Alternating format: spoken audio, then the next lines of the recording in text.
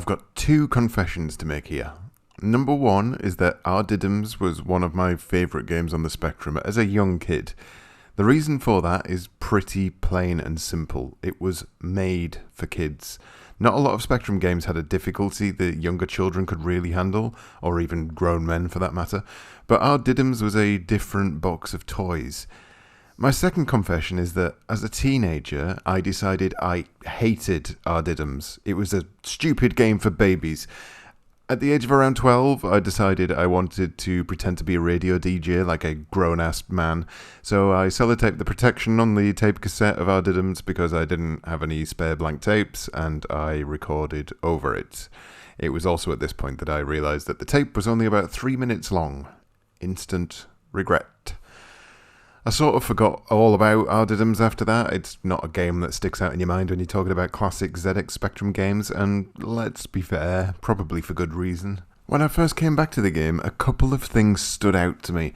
The first is that the giant teddy on screen just gives me a weird feeling in my stomach. I don't know what it is, but this bear is a creepy looking monster thing, especially when he moves. I cannot put my finger on it, but the janky movement, his weird little pot belly. He looks greasy.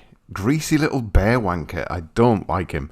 Second is the noise. I won't call them sound effects. I think that's unfair. It's definitely just a noise.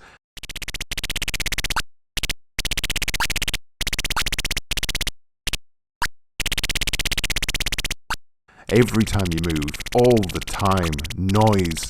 Abject silence would have been better than this. There is no reason to make me listen to this, and I'm not going to make you listen to it either, so let's just turn that down. Lovely.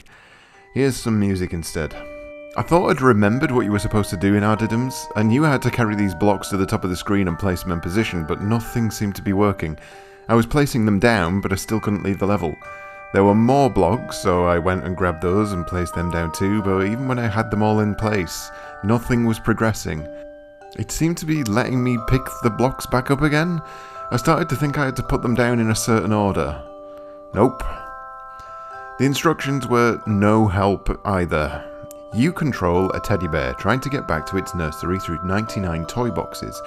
Using the keys, the idea of each level is to build a set of steps out of building blocks that are scattered about. There are no further details on this, so I had to go on YouTube and watch a video of someone else playing the game to work out what the hell it was I was supposed to do. Do you realise what this is going to do to my YouTube recommended feed? Regardless, I finally got it, and no, it doesn't particularly make sense. You don't align the blocks as it looks like you have to. You have to push all the way to the very top of the screen and drop the block. You have to do this with all the blocks, and this will create the exit. The four outlines are a bit of a misdirection because we're looking at the blocks top down. I think each of the steps is supposed to represent a different level of height, hence the need for all of the blocks, but you know what? I'm sat here trying to explain to you the logic behind building a set of steps out of building blocks in a ZX Spectrum game called Diddums. I'll leave it there. Level 1 has one enemy to deal with, and this will grow exponentially as you get further and further into the toy boxes.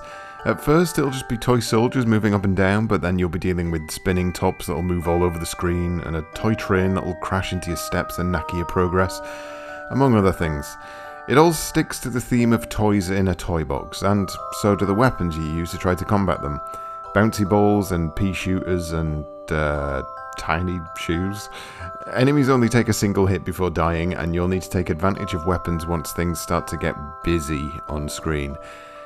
However, don't kill all the enemies. If you do that, you'll summon every toy box's worst nightmare.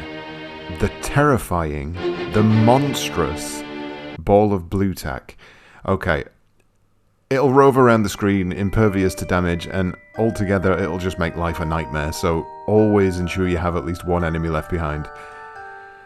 And that, dear viewers, is it. There's not a great deal of nuance to Diddums, nor was there ever really meant to be. Well, there is one thing actually. There's a jack-in-the-box in the bottom right corner. If you touch it, it'll freeze enemies for a bit, but there's no point even explaining because you barely ever use it, so I'm not even going to mention it. Diddums is not a great game. It's not an awful game, it's an average game. Average games are often tough to talk about because they don't deserve to have ire and scorn poured on them, nor can you really praise them for the reams of gameplay they've offered up. Diddums is a straight down the middle game. It works. It is playable. So why have I brought it up? Well, I thought back to why I used to enjoy it as a kid and I realised something. It has a difficulty curve. Difficulty curves are not something that Spectrum games in general are known for, especially for homegrown titles, and especially in 1983. I mean, technically, games did have a difficulty curve, but it normally started off at rock hard and quickly moved on to soul-shattering impossibility. Diddums doesn't rapidly incline like a lot of Spectrum titles do. It gradually pootles along at a pace that one would call user-friendly. And I think if nothing else, the game should be commended for that. It takes a simple idea, it aims the game at kids, and it makes the game for kids.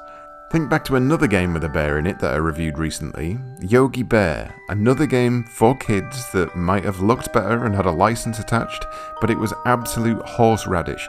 It was aimed at kids, but it was not designed for kids. It was an impossible trek through misery and frustration. Diddums is made to be accessible for kids, but it doesn't patronise them either. The difficulty curve is smooth, but it will eventually meet your skill ceiling and wipe you out, whether you're a kid, a teenager with delusions of becoming the next John Peel, or a grown man sat reviewing 30-year-old games for a YouTube channel. Diddums is a success at doing what it aimed to do, and that should be commended. Is it still worth playing now? Maybe, maybe not. It's not a game that's going to have you doggedly looking on eBay for a copy, waiting by the letterbox each day for it to finally land. But it's also not a game that should be cast aside so quickly. It's not a game that deserves to be completely ignored. Look, play the game or don't play the game. It makes no difference to me at all. Consider it a potential gateway for younger family members that you may want to introduce to the Spectrum who'll find other games overwhelmingly difficult. You may find it a decent introduction for them. As for me, I erased Diddums in my past by recording my stupid, wobbly, breaking voice over the top of it. I'd like to think I've now restored a little bit of Diddums back into the world by recording my stupid, deep voice over the top of it. I have brought balance to the universe.